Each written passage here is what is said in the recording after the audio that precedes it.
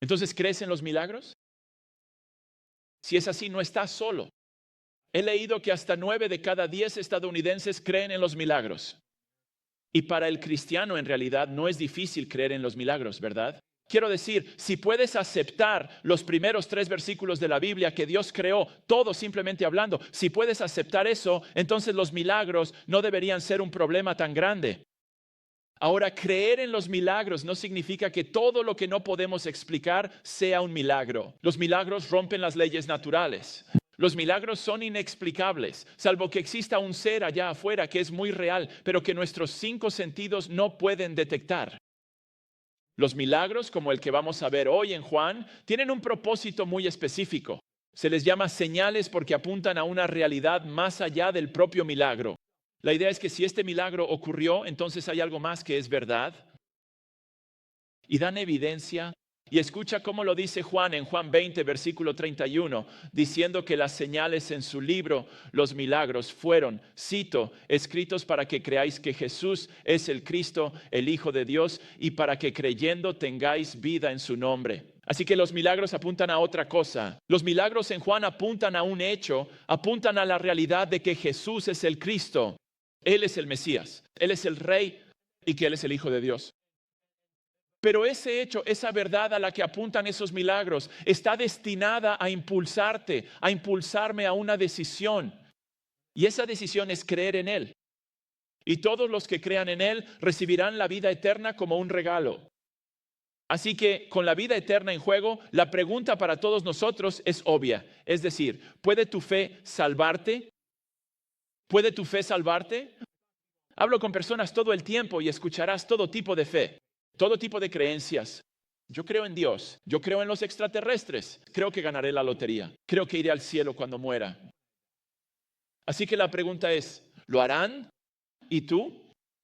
¿Es tu fe suficiente? En otras palabras, ¿es suficiente? ¿Es suficiente para que Dios te acepte en el cielo? ¿Es tu fe suficiente para que seas salvo? O dicho de otra manera, ¿qué tipo de creencia en Jesús, qué tipo de fe en Él recibe la vida eterna? Porque no toda fe salva. De hecho, el ejemplo más claro de esto es Santiago 2:19, que dice que los demonios, los espíritus malignos, creen. Dice, cito, tú crees que Dios es uno, haces bien. Incluso los demonios creen y tiemblan. Ellos creen que Dios existe. Ellos creen que hay un solo Dios. Ellos creen, pero no es el tipo de fe que salva, ¿verdad? Quiero decir, después de todo, son demonios. En otras palabras, si los demonios tienen fe y su fe es el tipo de fe que no salva, entonces, ¿qué tipo de fe sí salva? Mira, Juan termina este capítulo con un hombre que nos muestra cómo es la fe que salva. Creo que hizo esto para que podamos evaluar a todos los demás en el resto del libro. Así que al leer el resto del libro podemos ver qué tipo de fe tienen. Pero no solo para que podamos entender el libro, sino para que podamos entender qué, a nosotros mismos. Para que podamos mirar nuestras propias vidas y evaluarlas. Y no solo eso, podemos evaluar aquellos que conocemos y amamos que necesitan a Jesús. Podemos evaluar dónde se encuentran en este camino, porque la verdadera fe que salva tiene 3 partes. 3 pasos. Y esos 3 pasos se verán en nuestro texto. Además, nuestro texto explica algo en lo que no pensamos mucho, porque los cristianos tienen una visión de todo o nada sobre la fe que la Biblia no tiene, como si las personas pasaran de no ser salvas a ser salvas, cuando la verdad es que la fe que salva suele ser un proceso. Nadie pasa de no tener nada a ser salvo de inmediato. Dios puede hacerlo, por supuesto, pero para la mayoría es algo que va creciendo. Es un proceso en el que pasas de estar perdido a estar casi salvo y luego a ser salvo, ¿verdad?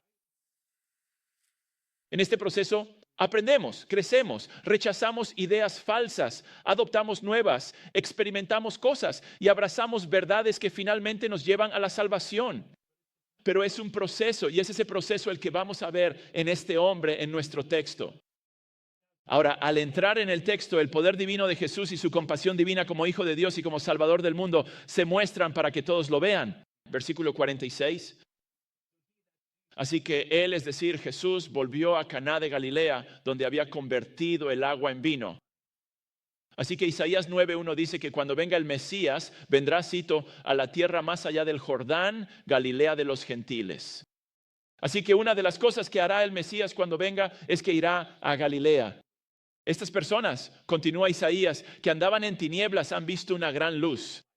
Bueno, Jesús es esa luz. Y después de que hayan pasado 700 años desde que Isaías escribió esas palabras, su profecía en Isaías 9:1 se cumple ahora cuando Jesús comienza a brillar en Galilea con este milagro. Jesús terminará pasando la mayor parte de los próximos 2 años en Galilea, irradiando su luz con los milagros que realizará y con las enseñanzas que dará. El versículo 45 dice, la gente en Galilea sabía acerca de Jesús porque estaban en Jerusalén cuando Él limpió el templo e hizo muchos milagros, como vimos en el capítulo 2. La gente debió haber estado hablando porque la noticia se difundió desde Caná hasta Capernaum y hasta la casa de un funcionario. Fíjate en el versículo 46. Y en Capernaum había un funcionario cuyo hijo estaba enfermo. Cuando este hombre oyó que Jesús había venido de Judea a Galilea, fue a verlo y le pidió que bajara y sanara a su hijo, porque estaba a punto de morir. Así que leemos eso y pensamos, está bien, Caná, Capernaum, todo eso, pero la distancia de Caná a Capernaum es la misma que de aquí al aeropuerto Sky Harbor. Son unas 20 millas. Así que sin teléfonos celulares, sin internet, solo de boca en boca, Jesús llega a Caná, a 20 millas de Capernaum. Y no pasa mucho tiempo hasta que este hombre en su casa se entera de que Jesús, el hacedor de milagros, está en Caná. La tragedia ha golpeado su hogar y lo ha golpeado con fuerza. Este hombre probablemente es un gentil porque es un funcionario, como dice ahí, que es una palabra específica que significaba que trabajaba directamente para y al servicio del rey. Y ese rey probablemente era Herodes Antipas. Herodes Antipas no era judío. Su linaje familiar no era judío. Pero si este funcionario trabaja directamente para el rey, este hombre es parte de la élite política y social de esa época. Herodes no era una buena persona. A los judíos no les agradaba. Un hombre malvado. Es el mismo hombre que eventualmente hará ejecutar a Juan el Bautista por señalar su pecado. También sabemos que este hombre tiene dinero porque el versículo 51 que leímos antes, que dice, este hombre tenía sirvientes. Lo que me encanta de este texto, sin embargo, es la humanidad que muestra. El funcionario, fíjense, no envió a un sirviente, no envió a su esposa, no envió a uno de sus otros hijos si es que tenía. Él mismo va a ver a Jesús y lo hace porque ama a su hijo enfermo. Quiero decir, ponte en su lugar. Hay ansiedad, incertidumbre e incluso desesperación en todo lo que hace este hombre. Ha oído hablar de Jesús por lo que Jesús hizo en Jerusalén. Cree que Jesús puede sanar a su hijo. Así que llega, se traga su orgullo. Y esa palabra pidió en el versículo 47 es una palabra que significa que seguía pidiendo. Seguía suplicándole a Jesús, ven conmigo a Capernaum, ven conmigo a mi casa porque mi hijo va a morir. Y en este texto vemos una fe real, pero es insuficiente. No es el tipo que salva, al menos no todavía. Es necesaria, sí, pero no es suficiente. Así que para nosotros ese es el punto número 1. Identifica una fe que ha comenzado. Identifica una fe que ha comenzado. Este es el primer paso de la fe que salva. Esto es lo que yo llamo una fe que ha comenzado. Identifícala en tu vida. Identifícala en aquellos que necesitan a Jesús. Identifica una fe que ha comenzado. Una fe que ha comenzado no puede salvar a nadie porque una fe que ha comenzado es solo información en la cabeza. Eso es todo. Pero la información en la cabeza es absolutamente necesaria si alguien va a ser salvo alguna vez. Antes de esto, una persona no sabe nada acerca de Jesús. Es una persona completamente no alcanzada. No tiene ningún conocimiento sobre Jesús. Una fe que ha comenzado empieza con un conocimiento verdadero en la mente. Eso es lo que vemos en este hombre. Comienza con el conocimiento de la verdad. Este hombre tenía un conocimiento verdadero de Jesús, es decir, que él podía hacer milagros, lo que significa que podía sanar a su hijo enfermo. Esto es cierto, Jesús podía hacer milagros, pero si eso es todo lo que tenía este hombre, no es suficiente. Esta es una fe parcial, es incompleta. Por eso la llamo una fe que ha comenzado. Él creía en Jesús, el hacedor de milagros, y eso era cierto. Pero toda su información, todo su conocimiento era inexacto, ¿verdad? Piénsalo. Él pensaba que Jesús necesitaba estar en algún lugar para poder sanar a su hijo. Pensaba que tenía que estar en su casa. Tienes que venir conmigo. Vamos. Y tenía que llegar rápido, ¿verdad? Porque su hijo estaba a punto de ¿qué? morir. Él no pensaba que Jesús pudiera resucitarlo, así que tenemos que llevarte allí ahora. Así que tiene información verdadera sobre Jesús, pero también mucha ignorancia. No sabe que Jesús es Dios. No sabe que Jesús podría sanarlo sin estar presente. No sabía que podía resucitarlo si era necesario. Vemos este tipo de fe. Escuchamos acerca de este tipo de fe en Santiago 2:19, que los demonios tienen verdadero conocimiento de Dios, es decir, que Dios es uno. Pero obviamente no es suficiente para ser salvo porque es la fe que tienen los demonios. Los demonios no son salvos. Así que la verdadera fe, la fe salvadora en Jesús, el tipo de creencia en Jesús que salva, comienza con conocimiento, comienza con hechos. Comienza con lo que el Nuevo Testamento llama la fe, que son las ideas, las enseñanzas que conforman lo que el cristianismo enseña. Una fe que comienza contradice la idea de que no importa lo que creas mientras seas sincero. No, la fe no es un estado psicológico de la mente. La fe en el sentido bíblico comienza con información básica. Una fe que comienza, como vemos en este hombre, conoce la verdad acerca de Jesús. En otras palabras, Jesús es una persona en particular y hay muchos falsos Jesús por ahí, y esto es tener información verdadera sobre él. Como este hombre, a menudo vemos esta fe inicial en la tragedia. Gran parte de la vida se vive sin pensar en Jesús, pero si te enfermas, tienes un accidente de auto, te despiden, pierdes a un ser querido, la gente suele acudir a Jesús. Bueno, ¿qué están haciendo cuando hacen eso? Piensa en eso. ¿Están afirmando una verdad sobre Jesús? ¿Cuál es esa verdad? Que Él puede ayudarlos. Así que oran, se vuelven religiosos. Quiero decir, lo veo aquí cuando la gente necesita a Dios porque ocurre alguna tragedia, empiezan a ir a la iglesia y es como, oye, no te había visto en un par de años. ¿Qué está pasando? Y, oh sí, sabes, algo pasó en mi vida y ya sabes, necesito volver a Dios. Lo que están afirmando cuando hacen eso es que Dios es real, que Dios puede ayudarlos, que necesitan comprometerse con Él. Todo eso es verdad. Pero tienen algo de verdad sobre Dios, así que actúan según el conocimiento que tienen. Así que cuando tenía unos 20 años, salté de un avión. ¿Alguien más ha hecho eso? Fue una caída libre de 1 minuto en la que el tipo con el que salté me dio la vuelta para que pudiera ver el avión alejándose mientras yo saltaba. Sí, ningún desafío me pareció aterrador después. No es como, oh, haz esto o aquello. Es tan aterrador. ¿Es saltar de un avión? No, no lo es. No, estaré bien. Estaba aterrorizado, absolutamente aterrorizado. Pero un amigo mío me lo regaló y no quería parecer tonto ante ese amigo. Así que dije, está bien, hagámoslo. Y así, saber los hechos sobre saltar de un avión, como la ubicación, la calidad del paracaídas, la compañía, el proceso, la altura a la que iba a ser, cuántas personas mueren por saltar de un avión. Ya tenía mi testamento escrito. Todo ese conocimiento era necesario, pero no era saltar del avión.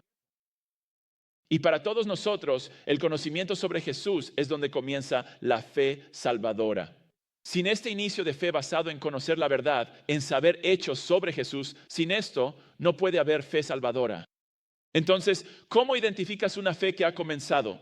Es respondiendo preguntas como, ¿qué es Dios? Bueno, la respuesta es que Dios es una Trinidad, Padre, Hijo y Espíritu Santo. ¿Quién es Dios? Es el Dios de la Biblia. ¿Quién es Jesús? Él es el Dios hombre. ¿Qué hizo Jesús? Él vivió una vida sin pecado. Él murió como sustituto de los pecadores.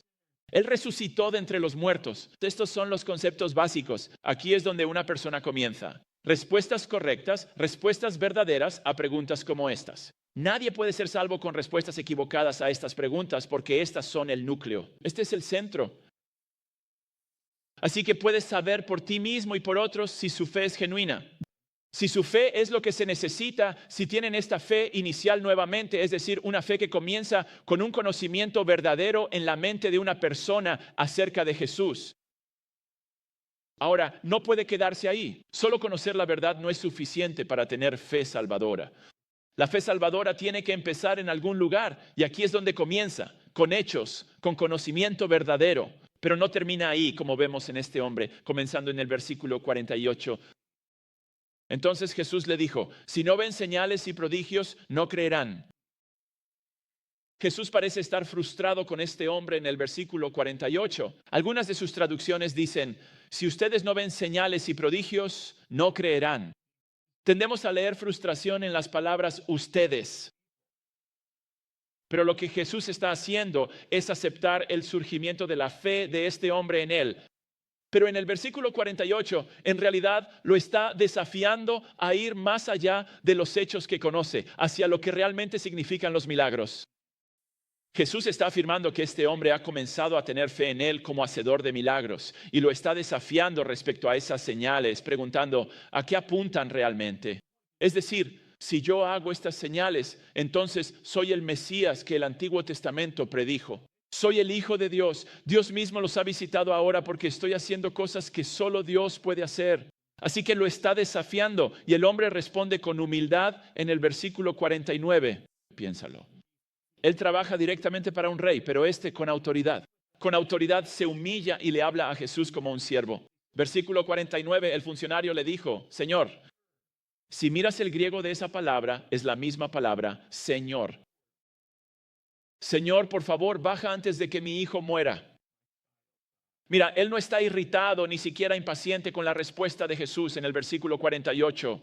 Él no desafía a Jesús. Tampoco está en desacuerdo con él ni duda de él. La tragedia ha humillado a este hombre hasta el polvo. Su dinero, su estatus, su rango en la sociedad ya no importaban. Él es solo un padre asustado. Esa palabra niño en el versículo 49 es un término de cariño. Significa mi pequeño, mi hijo, mi pequeño amigo. Por favor, venga. Por favor, ven a rescatarlo. Por favor, ven y cúralo. Quiero decir, puedes sentir la humanidad de este hombre. Puedes sentir la humanidad de este momento desgarrador. Y Jesús no le castiga por su ignorancia. ¿O crees que necesito estar allí para curarlo? Déjame mostrarte algo. No, él no lo castiga por su persistencia. Sí, te escuché la primera vez. Él soporta con gracia y compasión lo que le faltaba a la fe de este hombre y responde de una manera que este hombre no podría haber esperado. ¿Por qué? Porque Jesús no respondió a su petición. Él hace algo mejor. Versículo 50, Jesús le dijo, ve, tu hijo vivirá. Tu hijo vivirá. Esto no significa que tu hijo mejorará algún día. Esto significa que está completamente y al instante sanado ahora mismo. El sanador usualmente tenía que estar presente para decir sus palabras mágicas y realizar todo su ritual para lograr la sanación. No, todo lo que se le dio a este hombre fue una palabra y él le creyó a Jesús. Y nota que su palabra fue suficiente. Versículo 50, el hombre creyó la palabra que Jesús le dijo y se fue por su camino. Ningún milagro en su presencia, solo una palabra. No hubo ángeles cantando ni fuego del cielo, solo una palabra. Este hombre pasó de creer en Jesús por sus obras a creer en las palabras de Jesús. Como dijo un pastor, Jesús no solo era un hacedor de milagros, también era un portador de la verdad.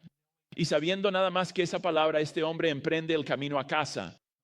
Creyendo en esa palabra, de nuevo, en este hombre vemos una fe verdadera, pero aún no es una fe salvadora. Lo que vemos aquí es necesario. Es necesario, pero no es suficiente. Así que para nosotros el punto número 2 es avanzar hacia una fe firme.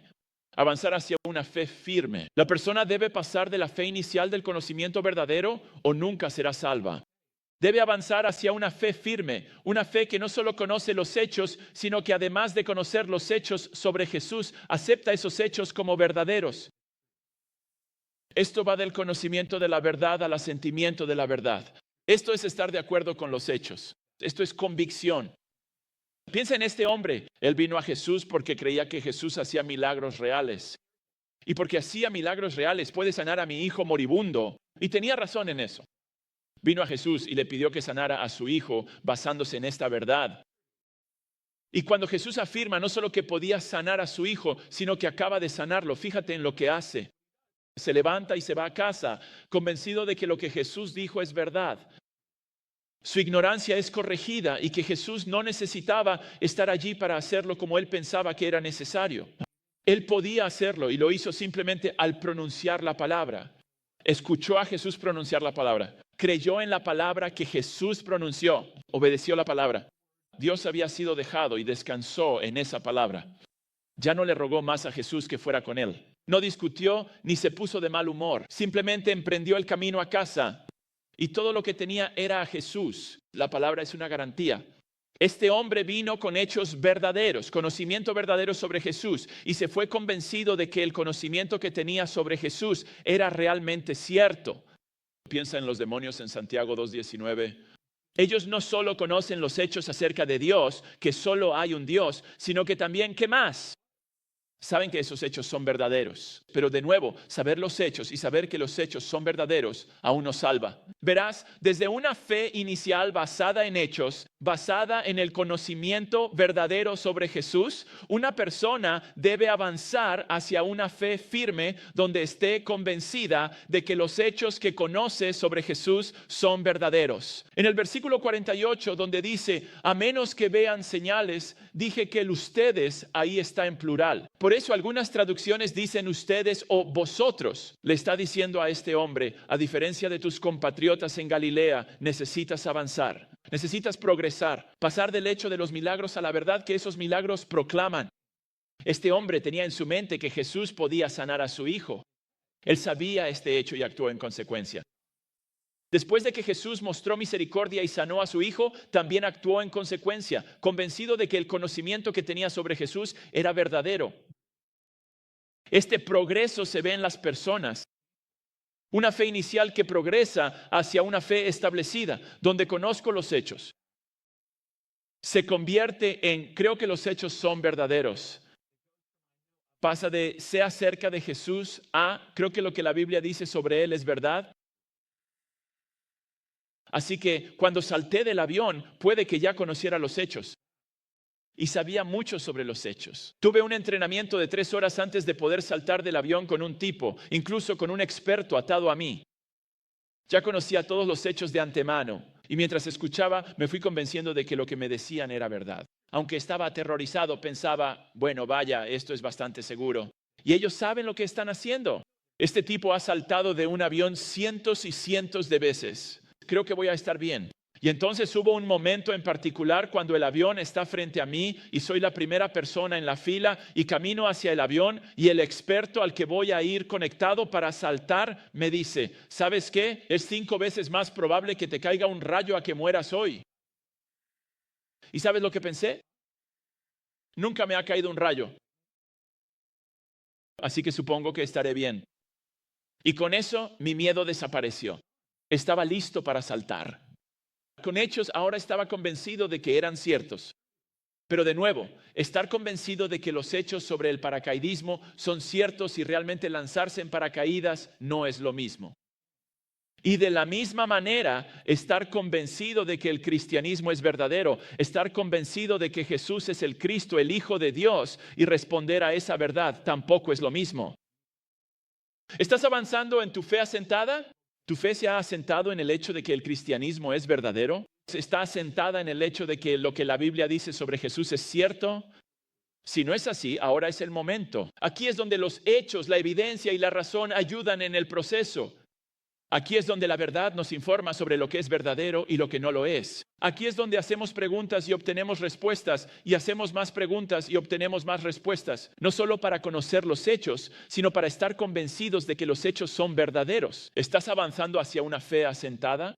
¿Tu fe se está asentando en el hecho de que el cristianismo es verdadero? Ahora bien, ¿puede una persona tener fe salvadora y aún así tener preguntas? Por supuesto, eso es el discipulado. Eso es el crecimiento después de la salvación. Pero para otros son sus preguntas, son sus necesidades, son sus dudas las que les impiden creer en Jesús. Muchas veces, la mayoría de las veces, es su pecado. Y necesitan llegar al punto, como un chico anoche, donde él dijo, escucha, tienes tu pecado y tienes a Jesús, y tienes que llegar al punto en el que el pecado que te está alejando de Jesús, te convenzas de que ese pecado está tratando de matarte, porque te está apartando de la única cosa que puede salvar tu alma, que es Cristo.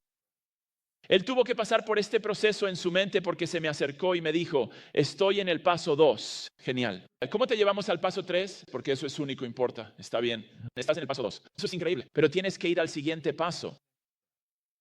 Esto puede tomar un tiempo mientras una persona sigue avanzando y estando cada vez más de acuerdo con los hechos sobre Jesús que tiene en su mente. Así que está el tener los hechos, el conocer los hechos. Ese es el primer paso. Luego, el paso 2 es pensar que los hechos son verdaderos, estar convencido. Pero de nuevo, eso también es insuficiente. Una fe inicial basada en los hechos y una fe establecida basada en estar convencido de que esos hechos son verdaderos. Aunque ambos son necesarios, de nuevo, todavía no es suficiente. Hay un paso más. Mira el versículo 51. Mientras él bajaba, Cana está a 1200 pies sobre el nivel del mar respecto a Capernaum. Mientras bajaba, sus siervos salieron a su encuentro y le dijeron que su hijo estaba recuperándose.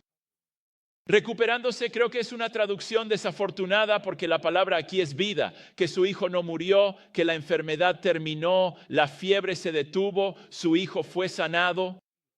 Y piensa en estos siervos. Ellos son testigos imparciales, ¿verdad? Ellos no saben lo que su jefe escuchó de Jesús, ¿verdad? No es como si Jesús le hubiera dicho eso y luego él le hubiera mandado un mensaje de texto. Oye, Jesús dijo que va a vivir. Avísame si es así. Ellos no tienen idea.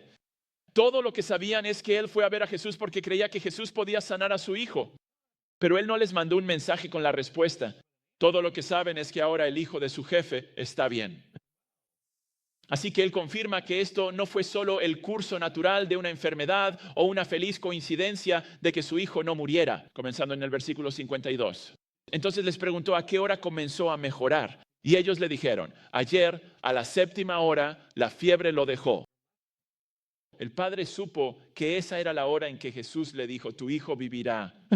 Su hijo mejoró justo en el momento en que Jesús dijo que viviría, alrededor de la 1 de la tarde, el día anterior. Así que permítanme decir, antes de volver al texto, que Dios no siempre hace esto, ¿verdad? A veces ocurren milagros, pero a veces nuestros seres queridos mueren. Y puede que nunca sepamos por qué sucede eso en esta vida. Pero cuando no sabemos el por qué, descansamos en el quién, ¿verdad? Descansamos en el Dios que sabe lo que es mejor. Descansamos en el Dios que un día nos aclarará todas las cosas. Descansamos en su carácter cuando no entendemos lo que está pasando. Cuando este padre escuchó su respuesta, versículo 53, él mismo creyó y toda su casa. Espera, el versículo 48 dice que él era parte de ese grupo que creía. ¿Y no dice el versículo 50 que él creyó en la palabra de Jesús? Entonces, ¿por qué dice por tercera vez que creyó? Bueno, notas esas palabras él mismo en el texto. Si dices que no, es porque no tienes la ESV y deberías tener la ESV. Deberías estar usando esa traducción. Él mismo creyó. ¿Ves esa repetición? Eso se hace para enfatizar, lo que significa que ahora realmente cree. Ahora ha dado el tercer paso, el paso final. Pasó de una fe inicial en el hecho de que Jesús podía sanar a una fe firme de que Jesús sanó hasta el tercer y último paso, que es que Jesús es quien dice ser. Él es el Cristo. Él es el Hijo de Dios porque acaba de hacer eso. Cuando la Biblia habla de creer en Jesús para vida eterna, se refiere a esto exactamente. Esta es la culminación. Este es el objetivo.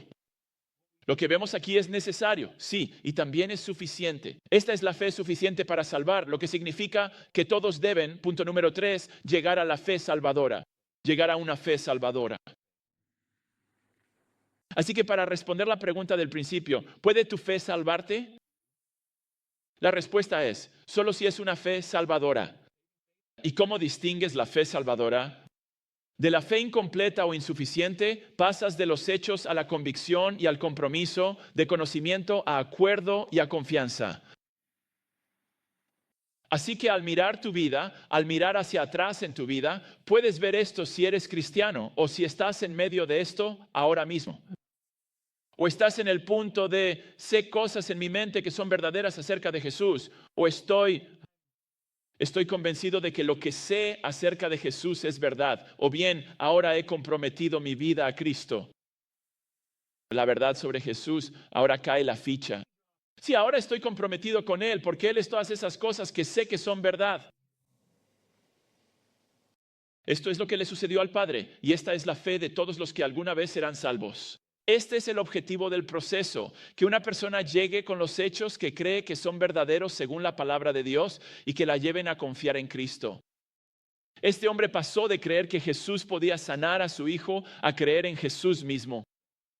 Él es un ejemplo de por qué Juan escribió este libro, para que todos los que lo lean crean. Ha pasado de algo intelectual a algo personal. Ha pasado de evaluar a Jesús, de preguntarse sobre Él, a comprometerse con Él. Otras palabras que se usan para transmitir esta idea personal son tomar el yugo de Jesús sobre ti, lo cual habla de la sumisión a Jesús. Es recibir o venir a Cristo, lo que implica una cercanía y un abrazo a Jesús. Se habla de ello como comer o beber a Jesús, lo cual no significa simplemente probar o degustar, sino recibirlo completamente, hacerlo tuyo. Esos demonios, nuevamente en Santiago 2:19, conocen los hechos, saben que los hechos son verdaderos, pero son cualquier cosa menos comprometidos con Jesús. Están comprometidos con la rebelión contra Jesús. Mira, no es el conocimiento ni la convicción lo que separa a los cristianos de los demonios.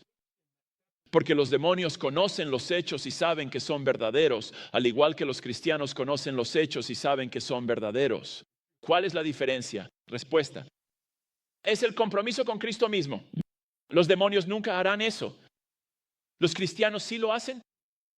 Esto es lo que significa creer. La señal, el milagro, apuntaba más allá de la verdad que él conocía, como este hombre sabía. Apuntaba a la persona de Jesús.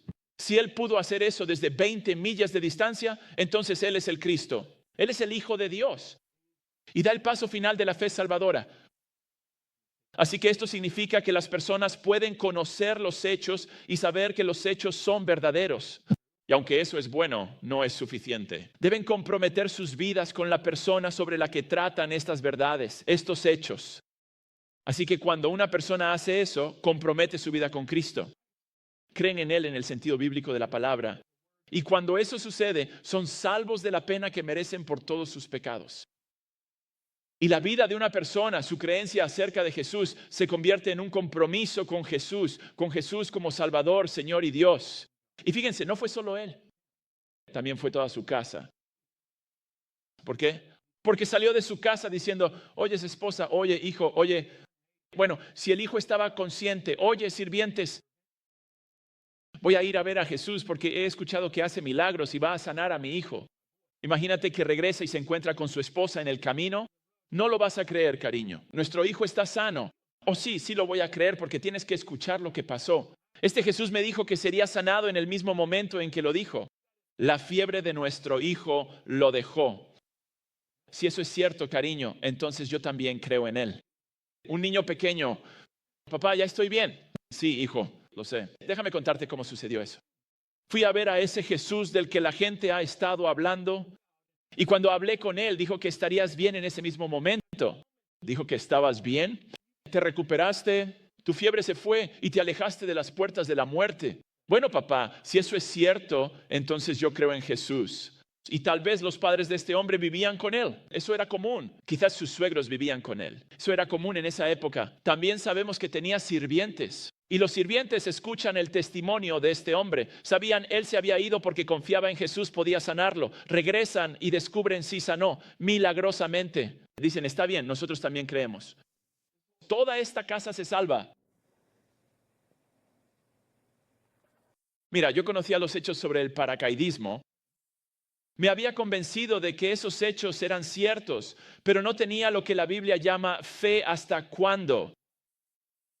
Hasta que salté. Tomé la decisión. Puse mi confianza en lo que sabía al saltar del avión.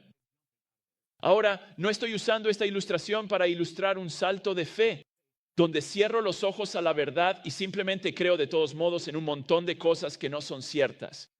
No, esa no es la fe bíblica. La fe bíblica es conocimiento más acuerdo, más compromiso. Esa es la fe bíblica. Sin las tres cosas no es el tipo de fe que la Biblia dice que puede salvar a alguien. Así que ese hogar pasa a tener fe salvadora ese día gracias al testimonio que este hombre les dio sobre quién es Jesús y lo que hizo en sus vidas. Entonces, la pregunta es, ¿puedes mirar hacia atrás en tu vida y ver este proceso de 3 pasos? Para algunos de ustedes puede significar reescribir su testimonio. ¿Por qué? Porque pensaste, bueno, me salvé cuando tenía 5 años. Le pedí a Jesús que entrara en mi corazón. Me salvé cuando era adolescente. Pasé al frente en la iglesia y me bauticé, pero viví como el diablo durante años sin mucho remordimiento. Pero entonces algo sucedió y de repente quise leer mi Biblia, orar, ir a la iglesia y sacar el pecado de mi vida.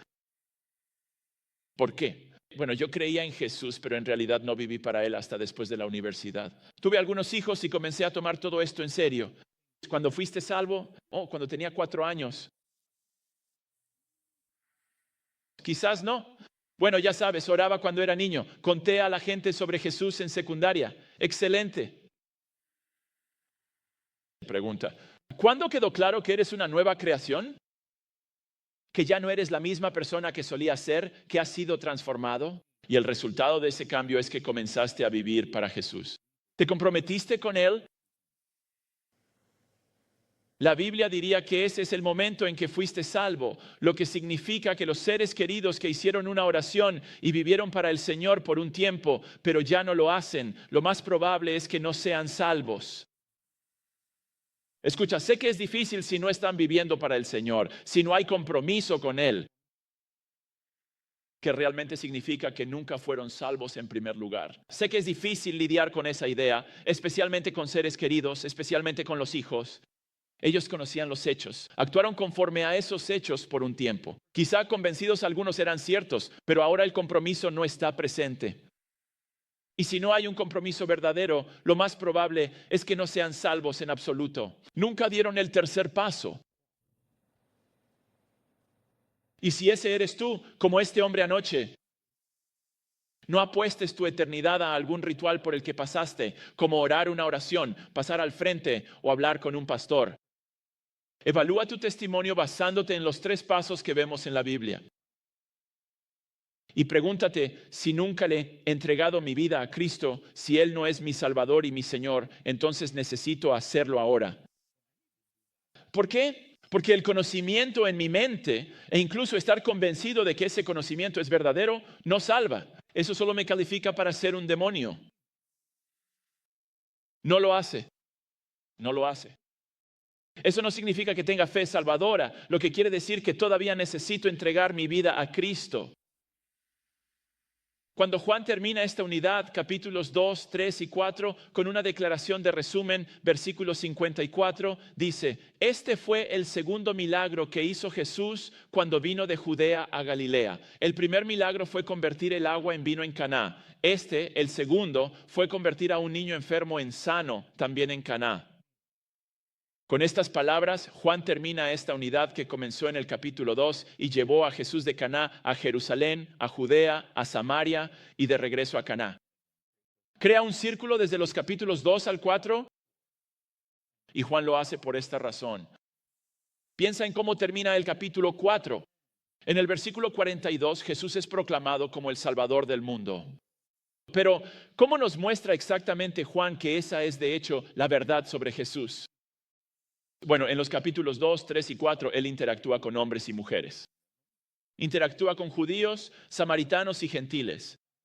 Interactúa con la élite religiosa y política, así como con los marginados. Interactúa con santos y pecadores. Interactúa con una mujer pobre en el pozo. Interactúa con los que están en el medio, que serían sus discípulos, quienes tenían un pequeño negocio como pescadores. Y también interactúa con los ricos, como este funcionario. ¿Por qué Juan nos está mostrando que Él interactúa con todo tipo de personas y con cada clase de persona que existe? Porque todo aquel que cree en Él no perecerá, sino que tendrá vida eterna. Así que hay una fe que comienza, hay una fe establecida o que se está estableciendo, y hay una fe que salva. Sin las 3, una persona perecerá. Pero con las 3, una persona es salva ahora y para siempre. ¿En qué paso te encuentras tú? Oremos. Jesús, gracias por estas verdades. Gracias por la manera en que este texto no solo nos ayuda a entender el resto del libro y no solo nos ayuda a entendernos a nosotros mismos, sino que también te agradecemos por la manera en que este texto nos ayuda a entender cómo ministrar a las personas, cómo orar por las personas que conocemos y amamos en nuestras vidas. Estoy seguro de que podríamos pensar en las personas de nuestras vidas y ver a cada una de ellas en uno de estos 3 pasos. O tal vez ni siquiera están en el primer paso. Quizás necesitan conocimiento acerca de Jesús. Así que sea cual sea el caso, ahora sabemos cómo orar por ellos. Ahora sabemos cómo ministrarles. Ahora sabemos cómo animarlos a dar el siguiente paso, a llevarlos a la fe salvadora, donde una persona entrega su vida a ti. Gracias por equiparnos con esta palabra y gracias por usar esta palabra para ayudarnos a pensar en nuestras propias vidas y nuestros propios testimonios de una manera bíblica más precisa. Por favor, use esto en todas nuestras vidas. Oro por la gloria de tu nombre. Amén.